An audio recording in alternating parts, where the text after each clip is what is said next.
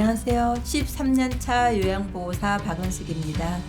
저는 장기 요양이 시작된 지 첫날부터 근무한 오기자 요양보호사입니다. 저는 0입니다. 저는 15년을 근무했지만 중간에 한번 이직을 해가지고 지금 한 4년, 그래서 3년 근속을 받고 있습니다. 서울시에서 그 누딜 일자리 그거를 한 2년 했기 때문에 경력이 중간에 잘렸습니다. 저는 그 센터가 없어지고 저 또한 같이 0으로 되면서 그때부터 자리를 못 잡고 여기까지 왔습니다.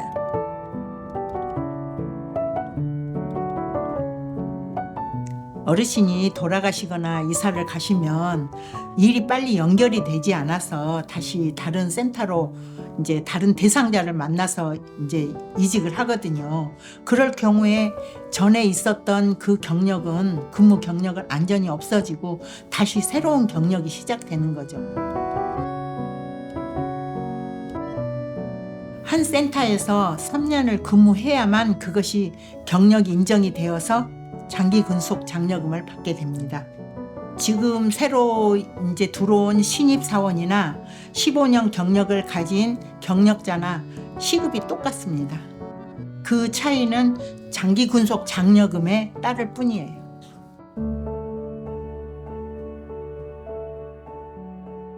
사실은 이제 저희가 업무 범위라는 게 있거든요. 있는데 이제 대상자는 그 업무 범위를 따르지 않고 더 다른 일들을 요구를 하죠. 심지어 저 같은 경우는 사실혼 관계에 있는 분이 다른 집을 계시는데 거기에 그 집에 가서 청소도 해드려야 되고 3시간을 주어졌는데 너무 빠듯하고 이거 센터에다가 얘기를 하면 조동아리 나벌거린다. 너 내일부터 나오지 마라. 여기에 이제 끝이에요. 그래서 이번에 저 잘렸어요.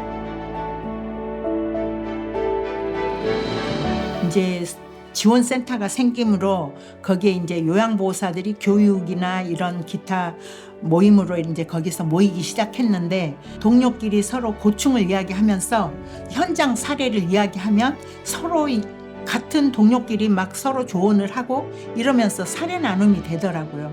그렇게 함으로써 이제 우리들이 서로 이런 거는 요구를 해야 되겠다.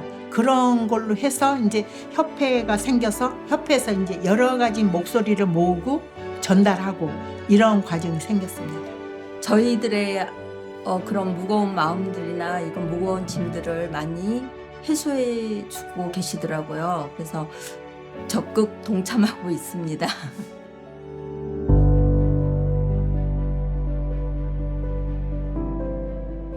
제일 큰 문제는 일자리 불안정하고 임금이 저임금으로 너무 낮다는 것에 있고요. 일단 성희롱이나 폭행, 폭언에 무방비로 노출되어 있고 거기에 대한 대책이 안 서 있다는 게 제일 큰 문제입니다. 그래서 거기에 대한 것을 저희들이 건의를 하다 보니까 법을 개정해야 되는 부분이에요. 그게 그러면 서울시만 가지고는 안 되는 거예요. 그래서 전국 협회를 결성을 해서 당사자 목소리들을 모아서 정부에 전달을 하고 정책을 바꿀 수 있게끔 그렇게 하자 해가지고 전국협회를 결성하게 된 이유이기도 합니다.